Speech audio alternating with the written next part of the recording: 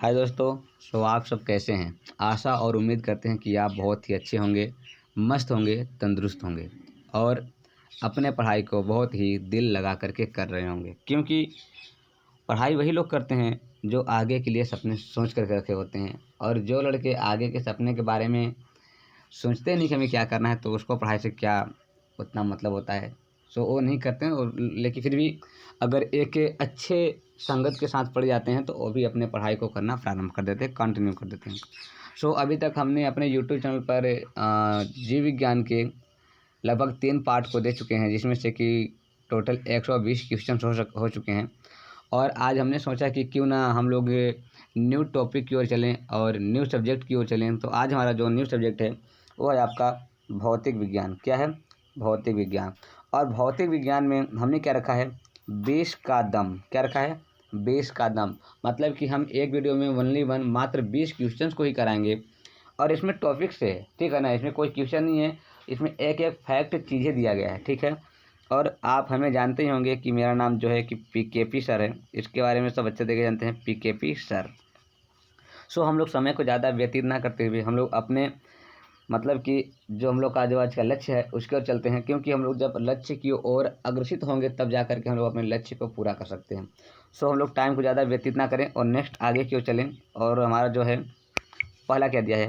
पहला दिया हुआ है कि सबसे पहले बात किया जाएगा कि कोयले के प्रकार के बारे में बात किया जाएगी कि इसमें कुल मिला के कितने कोयले होते हैं। तो जो है कि आपका कोयला होता है, एंथ्रासाइट होता है, बिटुमिनस होता है, इसके बाद आपका जो है पीट कोयला होता है, ठीक है ना।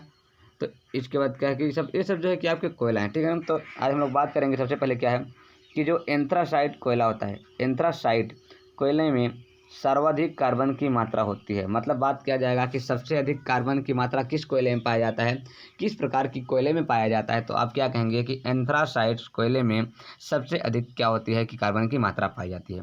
फिर क्या दिया है कि बिटुमिनस, ये भी क्या है? कोयले के प्रकार है। तो क्या दिया है? बिटुमिनस कोयला विश्व में सर्वाधिक पाया जाता है।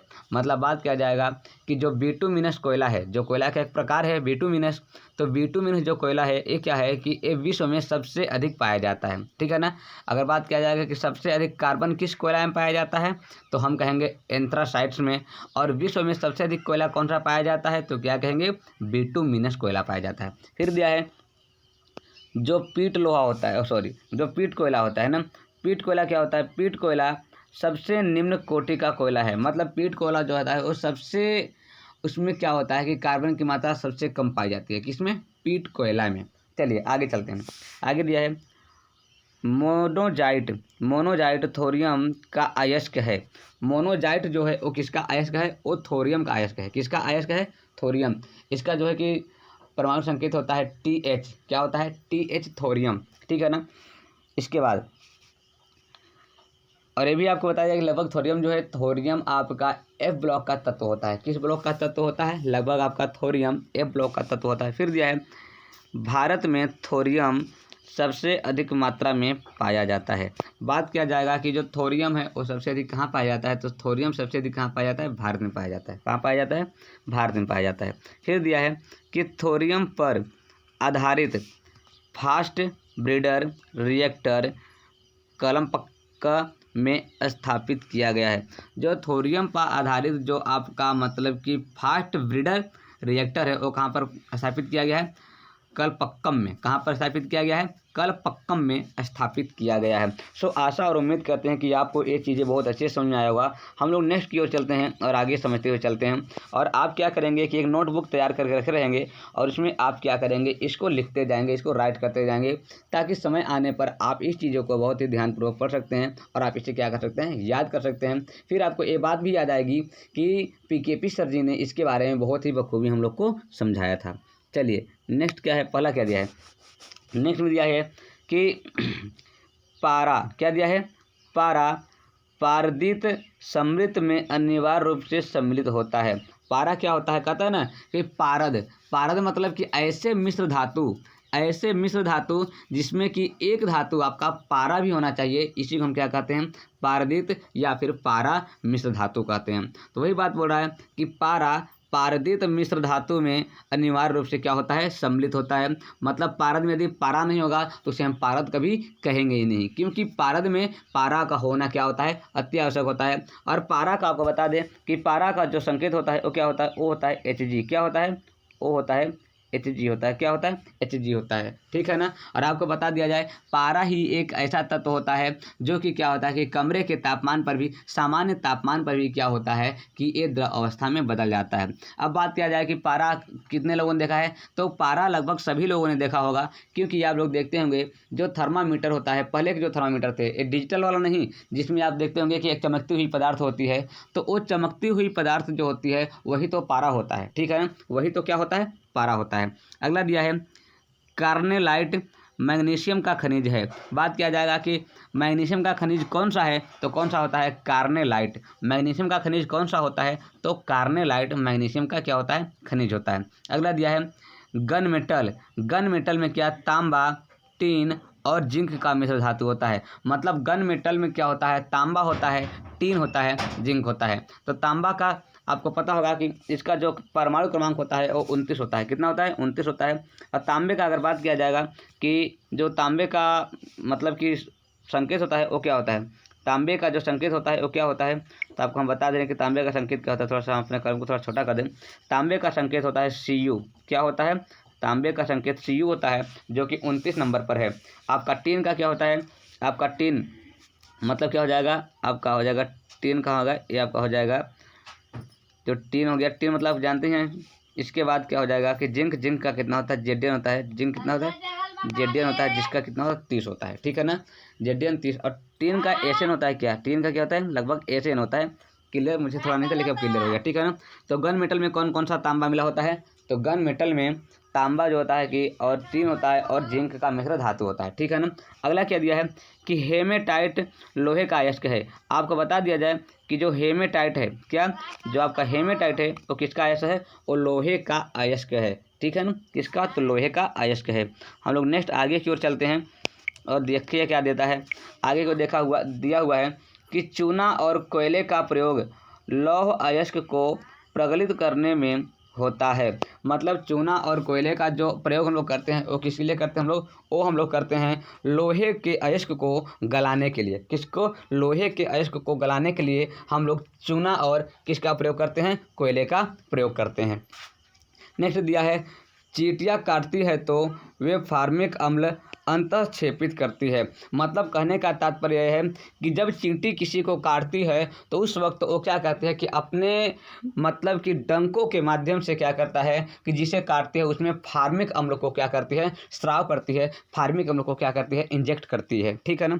नेक्स्ट दिया हुआ है मिथाइल एल्कोहल पीने से अंधता आती है। मिथाइल एल्कोहल पीने, मतलब मिथाइल एल्कोहल का मतलब शराब। शराब पीने से क्या होता है कि अंधता आती है। मतलब आपको थोड़ा क्या होता है कि आपको देखने में थोड़ी बहुत क्या होती है, प्रॉब्लम होती है, और क्या करते हैं कि आपको चलना कहीं और होता है, आप चले कहीं और जाते हैं। जैसे कि आप देखते होंगे कि जो भी व्यक्ति दारू पी लिया होता है या शराब पी लिया होता है या धूम्रपान कर लिया होता है, वो क्या करता है कि उसे लगता है कि हम तो भाई हाईवे पे चल रहे हैं, परंतु उसे पता ही नहीं चलता कि हाईवे नहीं बल्कि हम तो खेतों में चल रहे हैं ना। तो ऐसे मतलब क्या होता है कि शराब पीने से क्या होता है कि उसमें क्या आता है, अंधता आता है। क्या आता है, अंधता आता है। अगला दिया है फोटोग्राफी में अस्थायीकर के रूप में सोडियम थायोसल्फेट का प्रयोग किया जाता है, ठीक है ना। तो बात क्या किया गया कि फोटोग्राफी में जो होता है कि आप लोग देखते होंगे कि अब के समय में नहीं, पहले के समय में क्या रहा करता था कि पहले के समय में रील बनाए जाते थे। क्या रील्स बनते थे ना, मतलब कि छोटे छोटे कैमरों से रील्स तैयार करके फिर उसको मतलब साफ़ करवाने के लिए ले जाया जाता था। तो साफ़ करवाने के लिए क्या करते थे कि सोडियम थायोसल्फेट का प्रयोग करते थे। किसका प्रयोग करते थे, सोडियम थायोसल्फेट का प्रयोग करते थे, जो कि फोटोग्राफी को साफ करने में मतलब अस्थायी कर के रूप में सोडियम थायोसल्फेट का ही प्रयोग किया जाता था। हम लोग नेक्स्ट आगे की ओर चलते हैं और अगला दिया हुआ है, क्या दिया हुआ है कि पानी आयनिक लवण का सुविलायक है क्योंकि उसका द्विध्रुव आघूर्ण अधिक होता है।